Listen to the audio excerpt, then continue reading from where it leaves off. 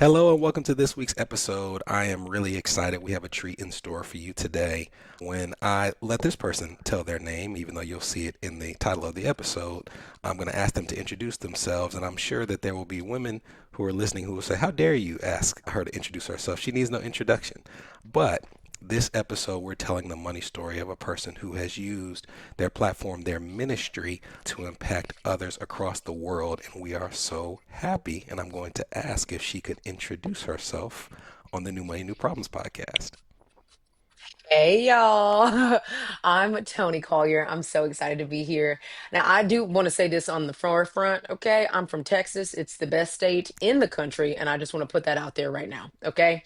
From Texas originally, but I do live in Atlanta, Georgia now. I'm just not claiming it. I'm a single mama, freshly new single mama since about 2 years ago. Went through a very difficult public divorce, really, really hard. We'll dive more into that. But now I get to do all kinds of things. So I travel and speak on healing and brokenness and pain, like all the fun stuff, you know what I'm saying? But I add some humor into there and make people hopefully feel comfortable and unashamed to tell their stories. But I write books. I have a podcast called the Still Coloring Podcast. I've got two tiny whippersnappers, a 3-year-old and an 11-year-old. And truly, I am just holding it all together and figuring out what God wants to do with me as I go.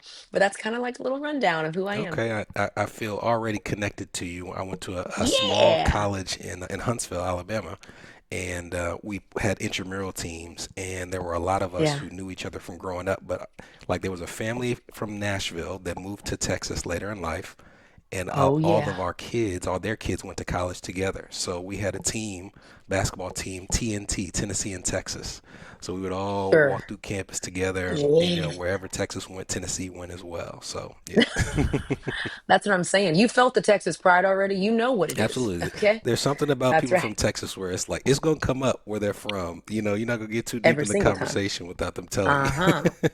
Yes, that's right. Starting with it. Okay. I need you to know this is the most important thing about me. I'm from Texas. That's a thing. Well, let's dig a little further into that. From Yeah. Texas, tell me a little bit Yeah. about childhood. Where did you grow up? What was your childhood like?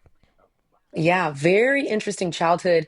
I think sometimes I explain it like there was this like division, there was this divide, if you will, of like a childhood that was pretty normal, right? From like age 0, okay, to about age 7 or 8. I mean, I was blended family. My mom and dad got together. My dad brought some kids into the picture. My mom brought a kid into the picture. They came together and then they had me. And so I am the youngest. I'm the only girl. I have three older brothers.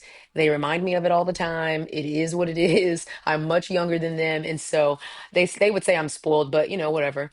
At 7 years old, though, my mom had a massive stroke, and it just kind of was this life gate moment that kind of separated this normal, easy life to this really difficult childhood. I became a tiny little caregiver. My dad turned to alcohol and aggression, and he just wasn't doing well. My two older brothers went to go live with their moms, and then my brother right above me, my mom's son, unfortunately just got into gangs and violence and all of this. And so there was this childhood shift, right? Like of, okay, I'm just kind of a kid and I'm doing kid things to now I'm taking care of my mama who is paralyzed on the left side, having multiple medical issues. My dad's working all the time. He's angry all the time.